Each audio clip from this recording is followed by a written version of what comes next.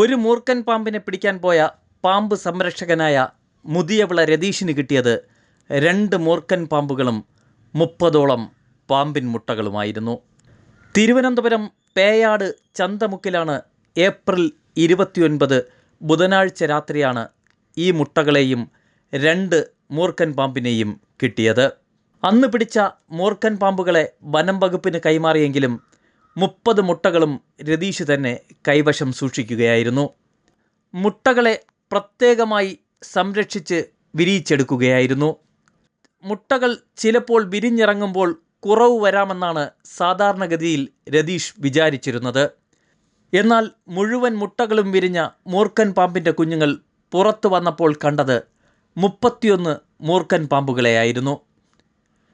ഇതിൽ ഏതോ മുട്ടയിൽ നിന്നും 2 കുഞ്ഞുങ്ങൾ വിരിഞ്ഞതായിരിക്കാമെന്നാണ് നിഗമനം. കുറച്ച് ദിവസങ്ങൾക്ക് മുമ്പ് പേയാട് ചന്തമുക്കിന് സമീപത്ത് നിന്നും 2 മൂർഖൻ പാമ്പുകളെയും 30ഓളം വരുന്ന മുട്ടയും കിട്ടിയിരുന്നു. പിറ്റേ ദിവസം തന്നെ പാമ്പുകളെ 2നെയും ഫോറസ്റ്റിന് കൈമാറി. മുട്ടയെ ഞാനൊരു ബാരലിൽ വെച്ച് വിരിയിച്ചു. അതിൽ നിന്നും എനിക്കൊരു പുതിയൊരു അനുഭവം ഉണ്ടായി. ഒരു മുട്ടയിൽ നിന്നും 2 കുഞ്ഞുങ്ങൾ വിരിഞ്ഞു വരുന്നത് കാണാനിടയായി. മുട്ടയുടെ തോട് എണ്ണിയപ്പോൾ 31 തോടുണ്ടായിരുന്നു. കുഞ്ഞിനെ എണ്ണിയപ്പോൾ 32 ഉണ്ടായിരുന്നു.